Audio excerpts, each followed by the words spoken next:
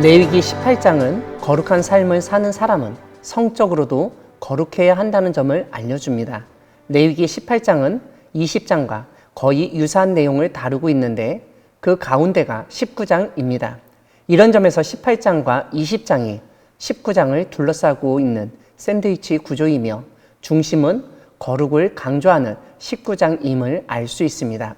18장과 20장이 성적인 문제를 다루고 있고 그 가운데 자리 잡은 19장은 일상생활에서의 거룩함에 대해서 우리에게 알려줍니다.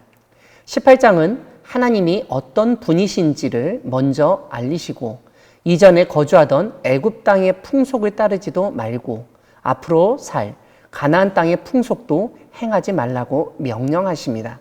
오직 하나님의 법도와 규례를 지켜 행하라고 말씀하십니다. 그럴 때 살 것이라고 알려주십니다. 왜 하나님이 갑자기 이런 말씀을 하셨을까요? 구약학에서는 고대 근동 조약과 연결해서 이해합니다. 오늘날 계약을 맺을 때 당사자가 어떠한 사람인지를 분명히 언급하고 어떠한 일을 그대로 수행하고 어떠한 일은 하지 않겠다는 것을 계약서에 기재합니다. 이런 점에서 18장은 하나님이 이스라엘 백성과 계약서를 체결하고 하나님의 말씀, 즉 하나님의 법에 따라 생활하면 살지만 그렇지 않으면 해를 입게 될 것이라는 내용에 합의하는 것으로 이해할 수 있습니다.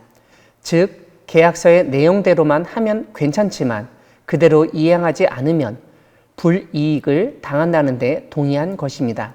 그 불이익은 오늘 본문 28절과 29절에서 나타나는데 하나님이 인도하신 그 땅에서 쫓겨나는 것입니다.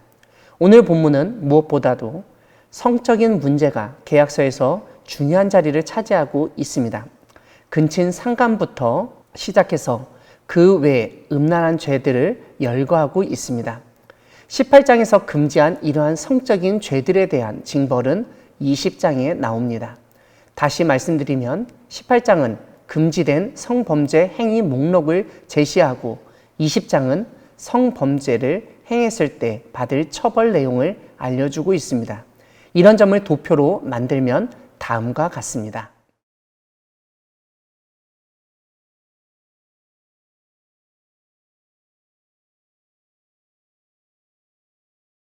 레위기 18장은 거룩한 삶을 위한 제의적인 정결도 중요하다고 알려주지만 하나님이 허락하신 인간관계의 가장 기본 단위인 부부관계와 가족관계에서 성윤리도 중요하다는 점을 잘 보여줍니다. 이런 점에서 거룩한 백성의 거룩한 삶의 성공과 실패는 부부관계와 가족관계에서 결정된다고 해도 과언이 아닙니다. 또한 레위기 18장은 단순히 부부와 가족관계의 문제뿐만 아니라 성적으로 타락한 환경과 시대에서 올바른 성윤리를 확립해야 한다는 점을 상기시킵니다. 성적인 타락은 인간성을 더럽힐 뿐만 아니라 땅도 그 죄악으로 더러워져서 마침내 그 땅이 음란한 주민을 토해버리게 됩니다. 이렇게 가족과 친족 간의 성윤리 의식을 확립하게 한 후 가정과 사회에서 일반적인 성문란 혹은 타락 행위를 규제하는 것으로 나아가고 있습니다. 그것은 생리 중인 여인과의 성관계 금지, 유부녀와의 간통 금지, 몰래에게 어린이 인신 제사 금지, 동성애 금지, 수간 금지입니다. 18장은 하나님의 명령을 지키고 가증한 풍속을 따르지 말라고 경고하면서 마무리합니다. 사랑하는 광야교회 성도 여러분, 하나님은 하나님의 백성의 거룩한 삶이 일상생활에서의 성윤리와 관련이 있다고 알려주시며 성적 범죄 경고하시는 분이십니다. 한국교회 안에서 벌어지고 있는 각종 성적인 문제들은 차마 입에 담기 어려울 정도입니다. 더 심각한 것은 성적으로 문제를 일으킨 목회자가 아무렇지도 않게 그 교회에서 목회를 하거나 그 교회에서 떠나 곧바로 다른 교회로 옮기거나 새로운 교회를 개척하여 목회하곤 한다는 사실입니다. 하지만 오늘 본문에서도 언급되었듯 육체적인 간음뿐만 아니라 몰렉에게 자녀를 바치듯 영적인 간음도 그리스도인에게는 성범죄가 될 수 있습니다.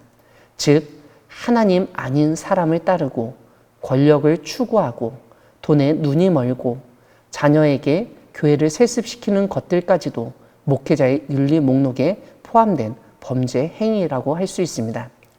이러한 상황에서 오늘 레위기 18장의 말씀은 그리스도인과 한국 교회가 음란하고 방탕하며 성적으로 유혹이 많고 타락한 세속 사회에서 하나님이 원하시는 거룩한 신앙생활을 유지하기 위해 어떻게 생활해야 하는지 방향을 제시하고 구체적으로 알려주시고 계십니다.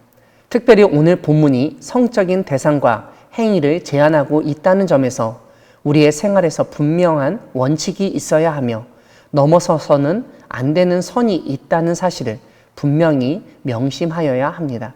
그 선을 넘지 않을 때 우리는 하나님이 허락하신 것을 마음껏 누리며 평안하고 복된 삶을 살 수 있을 것입니다.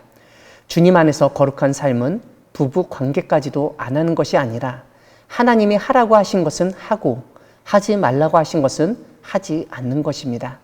하나님이 명하신 말씀대로 행하여 거룩한 삶을 살아가는 우리 모두가 되기를 소망합니다. 아멘.